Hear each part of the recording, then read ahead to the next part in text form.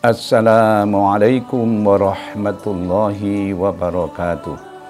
Alhamdulillah, wassalatu wassalamu ala rasulillah wa ala alihi wa ashabihi wa man tabi'ahum bi ihsanin ila yaumil qiyamah, amma ba'du.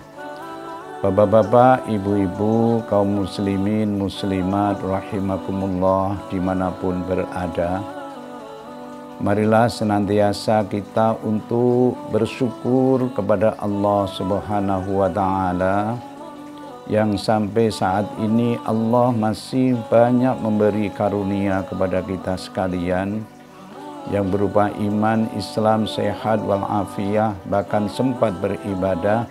Semoga segala bentuk pemberian Allah itu sebagai rasa syukur kita kepada Allah, semoga semakin taqarrub kepadanya. Salawat salam semoga tercurahkan kepada junjungan kita Nabiullah Muhammad sallallahu alaihi wasallam, yang syafaat beliau semoga tercurahkan pada kita sekalian. Amin ya rabbal alamin. Kaum muslimin, bulan puasa ini tidak bisa kita lewatkan suatu malam yang dinamakan Nuzulul Quran, peristiwa akbar di mana Allah memberikan referensi umat, yakni Al-Quran, sebagai analogi apabila produk-produk mobil, produk-produk motor begitu baru, pabrik juga mengeluarkan buku petunjuk cara mengelola dan merawat motor yang dikeluarkannya. Maka tidak tanggung-tanggung setelah Allah menciptakan manusia sebagai khalifah di atas bumi, kemudian Allah memberikan petunjuk yang sebagai petunjuk akbar, yakni Al-Quran. Maka apabila orang akan menjadi baik, mestinya kembali kepada petunjuk yang Allah berikan, yaitu Al-Quranul Karim. Kaum muslimin, orang menyikapi Al-Quran ini ada berbagai macam. Itu pun yang kondisinya orang muslim atau mukmin. Ada yang bersikap kepada Al-Quran ini ada semacam hanya sebuah beban atau kewajiban. Karena kami sudah masuk muslim, ya sudahlah, bahwa kami yakin bahwa Al-Quran itu sebagai tuntunan kami. Namun kedekatannya kepada Al-Quran nanti dulu. Kemudian menjadi sebuah kebiasaan. Sudah biasa kita di bulan suci Ramadan tadarus semarak, di mana tempat suara Al-Quran bergema. Namun kebiasaan ini sudahkah memantul di hari-hari, di bulan-bulan selain bulan suci Ramadan? Tentunya pertanyaan itu ada di kita masing-masing. Kemudian level yang tertinggi adalah karena kebutuhan. Yang butuh Al-Quran itu adalah kita. Allah memberikan jalan dan jalur yang sudah pasti. Tinggal orang akan meraih jalan yang mana sudah ditunjukkan oleh Allah tentunya. Tapi ketika kita sudah masuk tataran yang karena kita adalah butuh, maka setiap saat Al-Quran kita sanjung. Al-Quran kita jadikan imam kita sebagai petunjuk hidup. Karena orang akan lepas dari hidupnya manakala lepas dari Al-Quranul Karim. Coba kita kaji sedikit pun, di sana ada kalimat rahmat. Begitu berbicara rahmat, Allah banyak sekali memberikan rahmat kepada kita. Kita tidak bisa lepas dari rahmat Allah. Kita tidak bisa lepas dari pandangan Allah. Maka bulan suci Ramadan ini adalah sebagai tataran umat meninggikan jiwa untuk beriktikaf kalau di akhir-akhir Ramadan. Meninggikan diri untuk tadarus Al-Quran sebagai kebutuhan kita. Karena memang kita yakin bahwa bulan suci Ramadan adalah bulan di mana pahala umat dilipat gandakan. Kaum muslimin rahimakumullah. Hidayah yang berupa Al-Quran ini adalah perlu kita simpan dalam hati, kemudian dimanifestasikan dalam kehidupan kita sehari-hari. Tidak cukup kita yakini. Yakin memang dalam hati, kemudian kita ucap dalam sebuah ucapan lisan bahwa kami harus membaca, kemudian dari itu memantul apa yang dimakan perbuatan. Hati, lisan, dan perbuatan hendaklah menyatu dalam jiwa seseorang. Seseorang mana? Seseorang yang mengaku muslim dan seseorang yang berlaku dirinya sebagai orang mukmin. Karena apa, kaum muslimin rahimakumullah? Arah Al-Quran jelas. Tidak ada pembedaan di dalam Al-Quran. Tingkat tingginya orang adalah di dalam hati dan dalam kegiatan adalah orang yang takwa. Tapi kadangkala kita rasa takwa itu memantul dalam hati kita, tapi sulit untuk memantul dalam manifestasi perbuatan kita. Inilah tantangan kita sekalian untuk berimam kepada Al-Quran. Ketika imam, seperti sholat kita ketahui, rukuk tentunya kita rukuk. Begitu selanjutnya.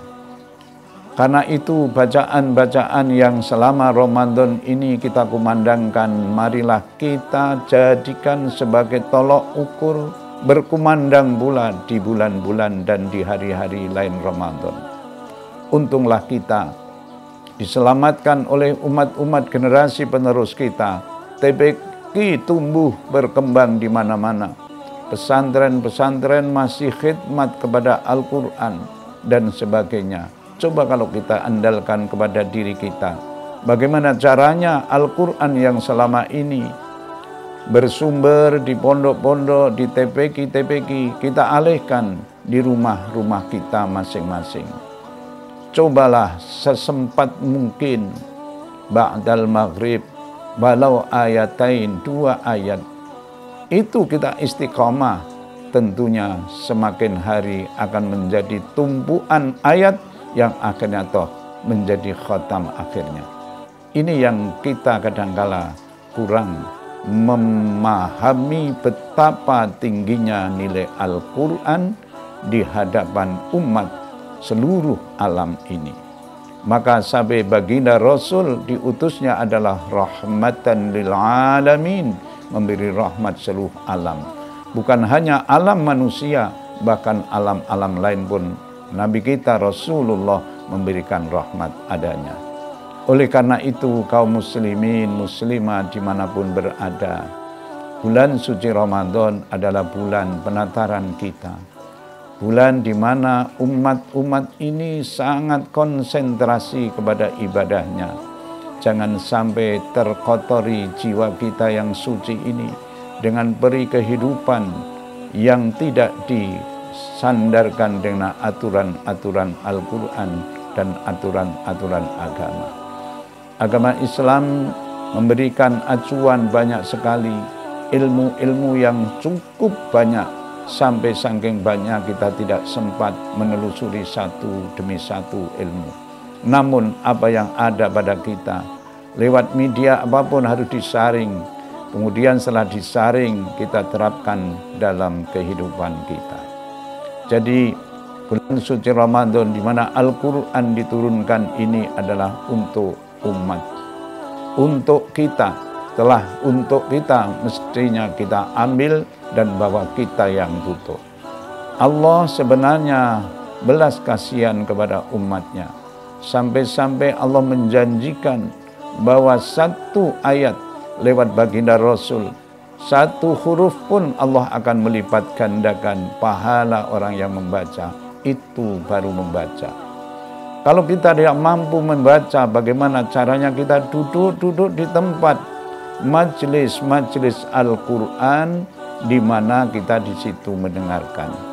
Sampai-sampai ayat Allah mensitir, orang yang mendengarkan pun akan mendapatkan rahmat adanya. Inilah betapa belas kasihannya Allah kepada kita. Namun kebelas kasihan Allah ini belum kita imbangi dengan sepenuh jiwa. Saya pun masih menyadari begitu adanya. Dengan ini tema yang cukup kita angkat adalah cinta Al-Quran. Cinta kita itu jangan sebagai beban. Cinta kita itu jangan hanya sebagai kebiasaan, tapi cinta kita kepada Al-Quran adalah sebuah kebutuhan. Kalau orang itu sudah butuh, yakni apapun resiko tentunya karena yang butuh kita. Sejauh manapun tempat kita cari karena kita yang butuh. Tinggi pohon setinggi apapun kita panjat karena kita yang butuh. Oleh karena itu sama-sama kita mohon kepada Allah. Semoga cinta kita kepada Allah lantaran kitabnya Allah yakni Al-Quran. Cinta kita itu adalah cinta karena butuhan kita. Siang, pagi, petang Allah memberikan beberapa hal yang barangkali baik menurut Allah. Kita mohon semoga Allah memberikan pahala. Dan apabila kedapatan sesuatu yang kurang, bagi Allah dinilai kita banyak khilaf dan salah. Kita mohon kepada Allah semoga Allah memberikan ampunan kepada kita sekalian. Khilaf salah mohon dimaaf. Selamat berkarya, beribadah, dan terutama cinta kita Al-Quran kita penuhi sebagaimana umat yang cinta kepada Allah. Sekian dan terima kasih. Dan saya akhiri, wassalamualaikum warahmatullahi wabarakatuh.